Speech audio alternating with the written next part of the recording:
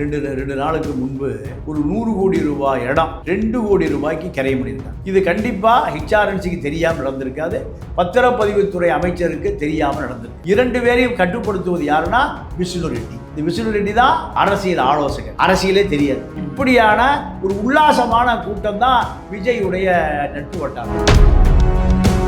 தைலமணியை தன்னுடைய சிஷியனாக இருக்கார், அவருக்கு பாடநூல் நிறுவன தலைவராக லியோனி இருந்த சீட்டை அவர் கொடுத்துருக்கார். அவர் ஒரு 100-200 கோடி சம்பாதிச்சு அவர் பிரபலமான நபராக மாறியிருப்பார். திராவிட இயக்கம் எந்த ஊழலை செய்தோ அதுதான் பயிற்சி பள்ளி, அதுதான் இப்போ லைலாமணி கொடுத்துருக்காங்க.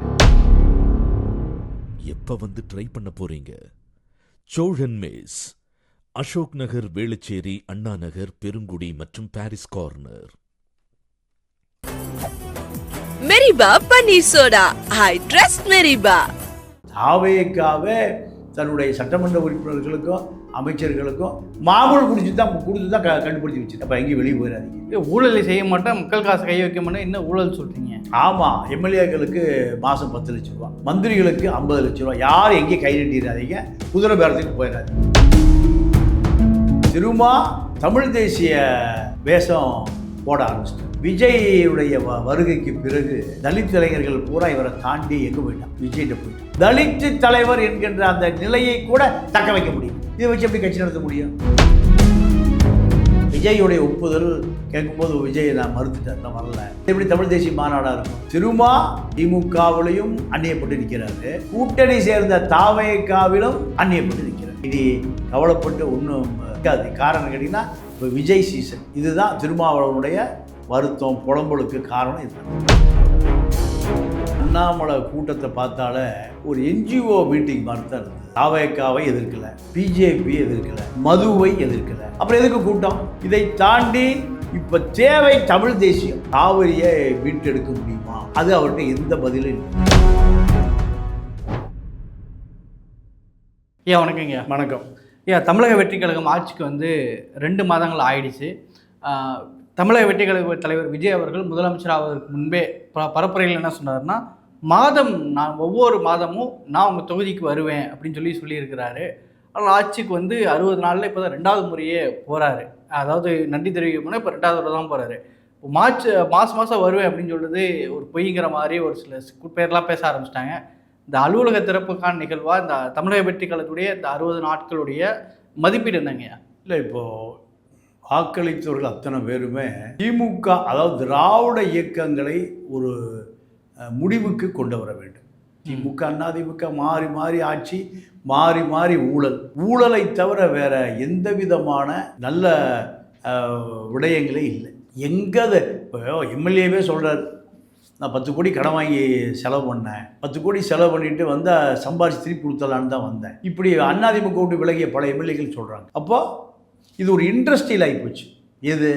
அரசியல். அரசு பதவியில் வருவது மக்களுடைய வரிப்பணத்தை திருடுவதற்காக மட்டுமே செய்கிற அரசியல் தான் திராவிட அரசியல். நீங்கள் அதிமுக திமுக 2 பேருமே கூட்டு களவாணிகளாக இருக்கு. அப்போ இதெல்லாம் மக்கள் பார்த்து வெறுத்து தான் இதுக்கு ஒரு மாற்று கட்சி தேட ஆரம்பிச்சு. கடந்த காலங்களில் பல பேரை தேடினான், விஜயகாந்த், சீமான், இப்படி பல பேரை தேடினான்.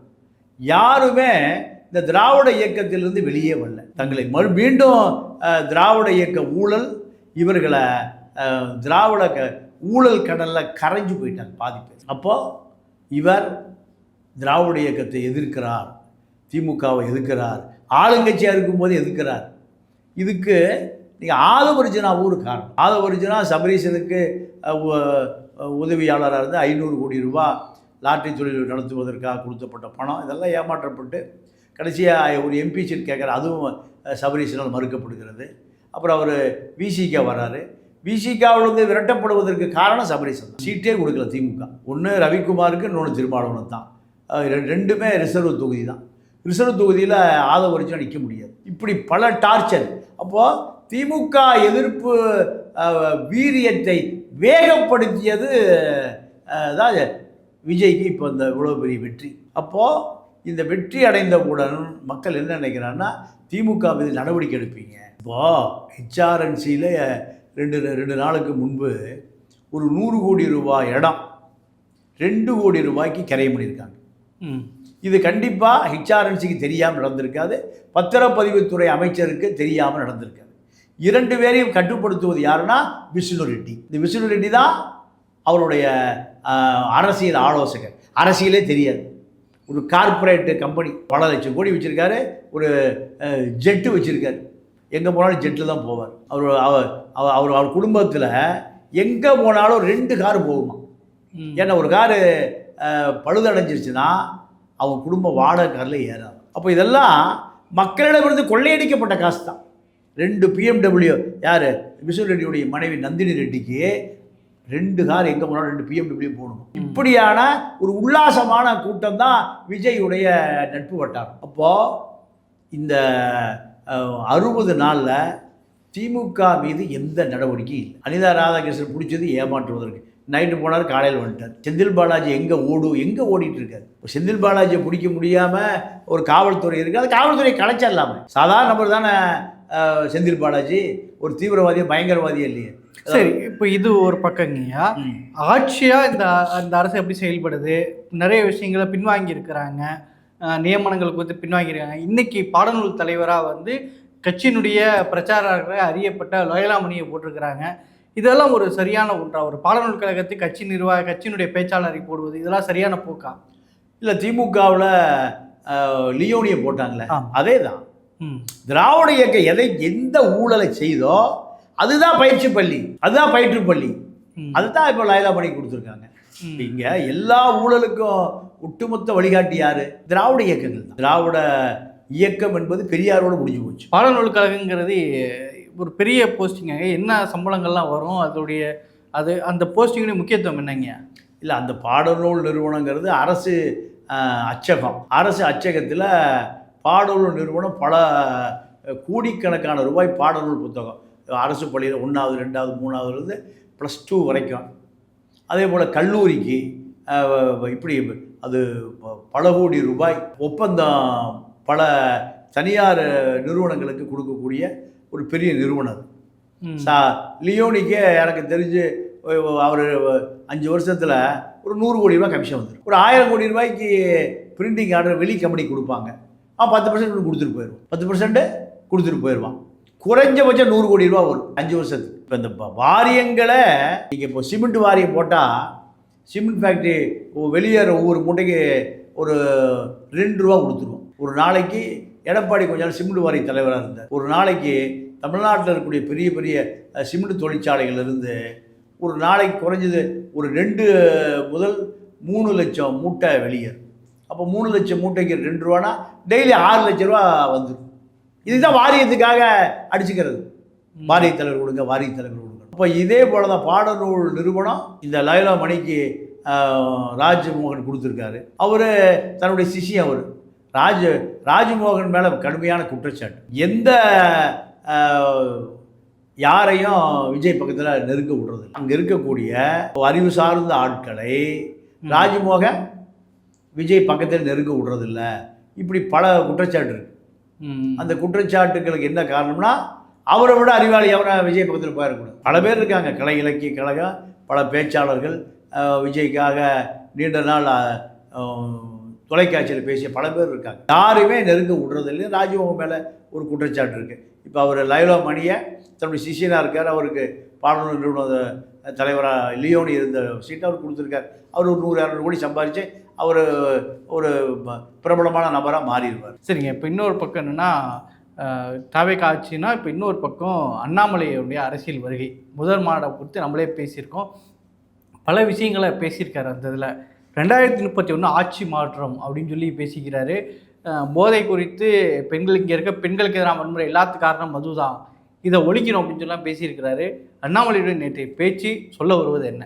இல்லை, அண்ணாமலை கூட்டத்தை பார்த்தாலே ஒரு NGO மீட்டிங் மாதிரி தான் இருந்தது. தாவேகாவை எதிர்க்கல, பிஜேபி எதிர்க்கல, மதுவை எதிர்க்கல. அப்புறம் எதுக்கு கூட்டம்? வந்த இளைஞர்கள் பூரா கொங்கு பெல்ட்டில் இருக்கக்கூடிய கொங்கு இளைஞர்கள் தான். எல்லாம் ஆடிக்கார பென்ஸ்காரெல்லாம் வந்தான், பார்க்க முடிஞ்சது. எந்த விதமான இளைஞர் கூட்டம் இல்லை. கொங்கு இளைஞர் பேரவை, தனியரசு ஒரு கட்சி வச்சுருக்காரு, கொங்கு ஈஸ்வரர் ஒரு கட்சி வச்சுருக்காரு, 3வது இவர் ஒரு கட்சி வச்சுருக்காரு. அவ்வளோதானே தவிர இதை தாண்டி இப்போ தேவை தமிழ் தேசியம். காவிரியை மீட்டெடுக்க முடியுமா? தமிழர்களுக்கு கடைமடை விவசாயிகளுக்கு குறுவை விளையுமா? இது தமிழர்களுக்கான அரசியல், தமிழ் தேசியம். அது அவர்கிட்ட எந்த பதிலும் இல்லை. அதே போல் அடிப்படையாக கல்வி தனியார் நிறுவனங்களிடம் தான் தமிழ்நாட்டு கல்வி இருக்குது. இத்தனையும் மிகப்பெரிய கல்வி சாம்ராஜ்யங்கள். இதை மீட்டு எடுக்கணும். தனியார் நிறுவனங்களிடமிருந்து கல்வியை எடுக்கணும். அதுக்கான எந்த திட்டமும் அவர்கிட்ட இல்லை. அதே போல் மத்திய அரசு பணி, மாநில அரசு பணி அத்தனையுமே வடவர்கள் கையில் போயிடுச்சுங்க. Income tax, income tax, railway துறை, கஸ்டம்ஸு, ஷிப்பிங் கார்பரேஷனு, மற்ற போஸ்ட் ஆஃபீஸு. இங்கே மெட்ராஸ் போஸ்ட் ஆஃபீஸில் 1000 பேர் தமிழில் பரீட்சை எழுதுனா தமிழை பூரா ஃபெயில் ஆகிடுறான், ஹிந்திக்காரன் பூரா பாஸ் ஆகிடும். பேப்பரை திருத்தி மார்க் போட்டு பாஸ் பண்ண வைக்கிறான். சென்னையில் நடக்குது. நீங்கள் அந்த பத்திரிகை செய்தி பார்த்தீங்களா? போஸ்ட் ஆஃபீஸில். அப்போ மத்திய அரசில் தமிழர்களுக்கு வேலையே இல்லை. தமிழர்களுக்கு வேலை கொடுக்குறோம் தமிழ் தேசியம். அது பேசுவாரா அண்ணாமலை? அதெல்லாம் இல்லை. அவர் ஒரு குற்றச்சாட்டை பற்றி பதில் சொல்கிறாரு. அண்ணாமலை வரும்போது பாஜக பின்னணியில் இருந்தான் ஒரு அரசியலுக்கு வருவார் அப்படிங்கிறது பலருடைய பேச்சுக்களாகவும் இருக்கிறத பார்க்கணும். நேற்று அந்த கூட்டத்திலையுமே சொல்கிறாரு, நான் வந்து பாஜகலேருந்து வந்திருக்கிறேன், பாஜகவோட தூண்டுதான் கட்சி சொல்கிறீங்க அப்படிங்கிற கமெண்ட்டுக்கு ரிப்ளை பண்ணுற மாதிரி என் கட்சிக்கு திமுகலேருந்து தான் வந்துருக்காங்க, அண்ணா திமுகலேயும் வந்துருக்காங்க, திமுகலேயும் சில முக்கிய நிர்வாகிகள் கூட எங்கள் கூட்டத்துக்கு வந்திருக்கிறாங்க அப்படின்னு சொல்லிட்டு தன்னை வந்து பாஜகவுக்கு நான் வந்து எனக்கும் பாஜக எந்த தொடர்பு இல்லை அப்படின்னு சொல்ல வராரு. அது உண்மையானதா? பாஜக அவருக்கு எந்த தொடர்பு இல்லை. பாஜக தான் அவர் தூக்கி வெளியே போட்டுச்சு. இப்போ ஒரு கட்சி தொடங்குறதுக்கு முன்னாடி பாஜக இல்லை. பாஜகவுக்கு விசுவாசம் இல்லை. அப்புறம் இப்படி பாஜக இவரை தனியாக கட்சி ஆரம்பிக்க சொல்லி முன்னிறுத்தும். அவர் சில இடங்கள் சொல்ல பாஜகவை நான் தூக்கி போட்டு தான் வந்தேன், எதிர்த்து தான் வந்தாங்கன்னு சில இடங்களில் பதிவு பண்ணுறாரு. அமித்ஷாவை எதிர்க்கக்கூடிய அளவுக்கு அண்ணாமலைக்கு வலு இருக்கா? RSS எதிர்க்கக்கூடிய அளவுக்கு அண்ணாமலைக்கு வலு இருக்கா? பாஜக உங்களை வெளியே போட்டுச்சு, இல்லை நான் தான் பாஜகத்துக்கு வெளியே போட்டேங்கிறார். அதெல்லாம் வாய்ப்பே இல்லை. அவரை பொறுத்த வரைக்கும் நீங்கள் அரசியலுக்கு வந்த பிறகு பல ஆயிரக்கணக்கான கோடி ரூபாய் சொத்து சேர்ந்துருச்சு. அவர்களுடைய ஆட்கள் சொல்கிற ஸ்டேட்மெண்ட் தான். நம்ம காவிதாஸ் சொல்லுவார்ல, மாரிதாஸ், ஒரே சொத்து கோவை வெள்ளிங்கிரி மலை அடிவாரத்தில் ஒரு 80 கோடி ரூபாய் ரிஜிஸ்டர் பண்ணார். 80 கோடி ரிஜிஸ்டர் பண்ணால் அது யாருக்கூடிய 5 மடங்கு இருக்கும், ஒரு 300-400 கோடிக்கு. அப்போ 10 சொத்து சேர்ந்தால் 3000 கோடி, 20 சொத்து சேர்ந்தால் 6000-7000 கோடி. அப்போ இந்த சொத்துக்களை காப்பாற்றுவதற்கு யார்ட்டையும் போய் நிற்க முடியாது அரசியல் தலைவர். நாமே ஒரு அரசியல் கட்சி ஆரம்பித்தா பச்சைமுத்துட்ட எல்லாருமே டொனேஷன் வாங்குவோம், 5 கோடி 10 கோடி. பாமக, திமுக, அதிமுக எல்லாம் போய் டொனேஷன் வாங்குவோம். அவரே கட்சி ஆரம்பிச்சிட்டார், ஐஜேக்கு. அப்போ நானே கட்சி ஆரம்பித்தேன், நானே எம்எல்ஏ ஆக போகிறேன், நானே எம்பி ஆக போகிறேன், நான் எப்படி உங்களுக்கு டொனேஷன் கொடுக்க முடியும்? இப்படி தான் அரசியல் கட்சி ஆரம்பிப்பதற்கான நோக்கம். அப்படி தான் இவர் ஒரு கட்சி ஆரம்பிச்சிருக்காரு. இவர் ஏசி சண்முகம். ஏன் அவர் எம்பி ஆகணும்? பெரிய கல்லூரி நிர்வாகம் நடத்துகிறாரு.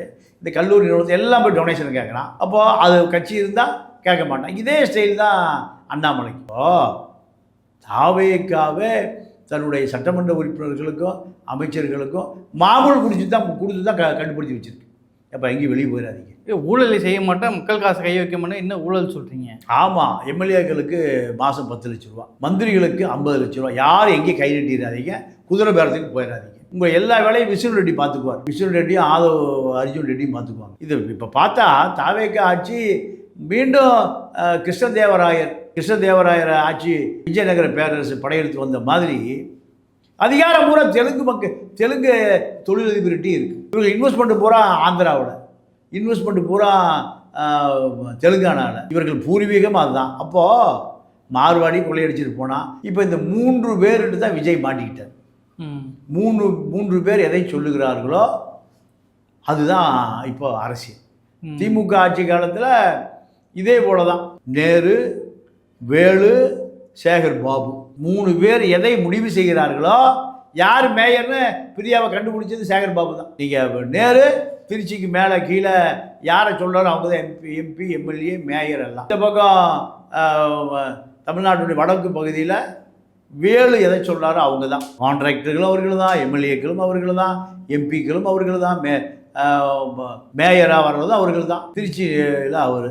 அப்போ இப்படித்தான் திமுக ஆட்சி காலத்தில். இப்போ அதே தொடருது. இப்போ என்னென்னா கிருஷ்ணசாமி ஒரு விஷயம் சொல்கிறாரு. சனிக்கிழமையான அதிமுகவினரை பேரம் பேசி, குதிரை பேரம் பேசி கொண்டு வருவது தான் தாவேக்காக்கு வேலையாக இருக்குன்னு சொல்லி அவர் ஒரு தடவை போய் ஆளுநர் சந்தித்து புகார்கள் கொடுக்குறாரு. கிருஷ்ணசாமியும் இதில் வந்திருக்கிறதா அவர் வைக்கிற குற்றச்சாட்டு எப்படி புரிஞ்சுக்கிறதுங்க? இல்லை, கிருஷ்ணசாமி அவர் தாவேக்கால சீட்டு கேட்டார், சீட்டு கிடைக்கல. தாவேக்கால அவரை பொறுத்த வரைக்கும் ஒரு இன்ஸ்டன்ட் அரசியல்வாதி தான். அதனால் டிடிவியை போல அவரும் ஒரு சந்தர்ப்பவாத அரசியல்வாதி தான். அதனால் அதையெல்லாம் தமிழர்கள் கணக்கு எடுத்துக்கொள்ள வேண்டிய அவசியமே இல்லை. இப்போ திருமாவளவன் அவர்கள் ஏற்கனவே என்ன சொல்லியிருந்தாருன்னா, பல விஷயங்கள் பேசிட்டு வர்ற திமுக நட்போட இருப்போம், கூட்டணியில் இதெல்லாம் சொல்லிட்டு வந்தார். இப்போ ரீசெண்டாக ஒரு கூட்டத்தில் பேசும்போது அந்த உரையினுடைய முற்பகுதி பார்த்தோன்னா முதல் நாள் பேசுகிறாரு. என்னென்னா, அதிமுக காரங்கள்கிட்ட திமுக காரங்க உறவில் இருக்கக்கூடாது, அது வந்து ஒரு அந்த மரபையெல்லாம் உடைத்தது விடுதலை சிறுத்தைகள் தான் அப்படின்னு சொல்லி பேசுகிறாரு. இன்னொன்று மறுநாள் அடுத்த மேடைகளில் பேசும்போது திமுகவும் நாம் தமிழரும் ஒரே மேடைகளில் பங்கேற்கிறாங்க, கொஞ்சம் குழாவுறாங்க, இப்போ நான் வந்து எதிரி ஆகிட்டேன் அப்படின்னு சொல்லி பேசுகிறாரு. ஒரு பக்கம் இந்த அரசியல் நாகரிகம் வேணும்னு சொல்கிறாரு, இன்னொரு பக்கம் வந்து 2 கட்சி தலைவர்கள் ஒரு திருமணத்தில் பங்கேற்கிறத பொது வேட்பாளரும் வெளியில் பேசப்படுகிற விஷயத்தையும் பேசுகிறாரு. திருமாவளவனுடைய இந்த கோபத்துக்கு என்ன காரணம்? என்ன காரணம்னா, இப்போ அவர் தமிழ் தேசிய வேஷம் போட ஆரம்பிச்சிட்டார். தமிழ் தேசிய வேஷம் இவர் போட வேண்டிய காலம் 2009 ஈழப்பிரச்சனை நடந்த பொழுது தான் சாகும் வரை உண்ணாவிரதம் இருந்தார் மறைமலை நகரில். அப்போ தான் அவர் எடுக்க வேண்டிய வேஷம் தமிழ் தேசிய அரசியல். அன்னைக்கு கருணாநிதியை தூக்கி சுமப்பதிலே தன்னுடைய வாழ்நாள் முழுவதையும் கழிச்சிட்டார். இப்போ அவரை தமிழ் தேசியம் சொன்ன யாரும் நம்ப மாட்டார். தலித் தலைவராக கூட தன்னால் நிலைநிறுத்த முடியல. தமிழ் தேசிய தலைவரெலாம் காலம் ஒரு 5 வருஷம் ஓடி போச்சு. அந்த ஓட்டு தான் சீமானுக்கு ஒரு 40 லட்சம் ஓட்டு போச்சு, 7% ஓட்டு போச்சு. அந்த இடத்தை திமுகவை உதறிட்டு வந்திருந்தாருன்னா சீமா இவர் கட்சியில தான் ஒரு ஆளாக வந்து சேர்ந்திருப்பாரே தவிர சீமான் தலைவர் ஆகிருக்க முடியாது. அதுதான் காலத்தின் கட்டாயம். அப்போ அவர் அதை விட்டுட்டாரு. இப்போ விஜயுடைய வருகைக்கு பிறகு தலித் இளைஞர்கள் பூரா இவரை தாண்டி எங்கே போயிட்டான்? விஜய்கிட்ட போன பிறகு தலித் தலைவர் என்கின்ற அந்த நிலையை கூட தக்க வைக்க முடியல. இளைஞர் பூரா போயிட்டான், நிர்வாகி மட்டும் இருக்கான். இதை வச்சு எப்படி கட்சி நடத்த முடியும்? இப்போ மீண்டும் என்ன பண்ணுறாரு? 15 வருஷம் பின்னோக்கி போய் தமிழ் தேசிய மாநாடுன்னு ஒரு மாநாடு நடத்துகிறாரு. எங்கே? உளுந்தூர்பேட்டையில். விஜய் போய் கூப்பிடுறாரு, நான் வரலின்ட்டு. தமிழ் தேசிய மாநாடு விடுதலை சிறுத்தைகள் நடத்துகிற தமிழ் தேசிய மாநாட்டில் யார் வரல? கூட்டணி கட்சி தலைவர் விஜய வரல. எப்போ இதுங்க? எப்போ இது? இப்போ ஏற்பாடு பண்ணுறாரு? ஆமாம், இப்போ தமிழ் தேசிய மாநாடு உளுந்தூர்பேட்டையில் நடக்க போகுது. அதில் தேதியில் அறிவிச்சிட்டார். ஆனாலும் விஜயுடைய ஒப்புதல் கேட்கும்போது விஜய் நான் மறுத்துட்டார், நான் வரல. கூட்டணி கட்சி தலைவரே வரல. அது எப்படி தமிழ் தேசிய மாநாடாக இருக்கும்? அப்போது திருமா திமுகவிலையும் அந்நியப்பட்டு நிற்கிறாரு, கூட்டணி சேர்ந்த தாவேகாவிலும் அந்நியப்பட்டு நிற்கிறார். அப்போ இவருடைய ரோல் தான் என்ன? திருமாவுடைய ரோல் என்ன?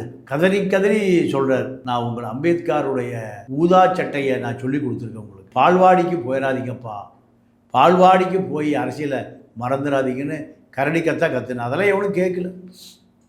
ஏன்னா திமுக அதிமுகவில் ஒரு கிளை செயலாளரை கூட ஒரு தலித் வர முடியாது. அங்கே ஒரு ஆதிக்க சாதி ஒரு பெரிய வளையம் வச்சிருக்கு ஒரு கிளை கழகத்தில்.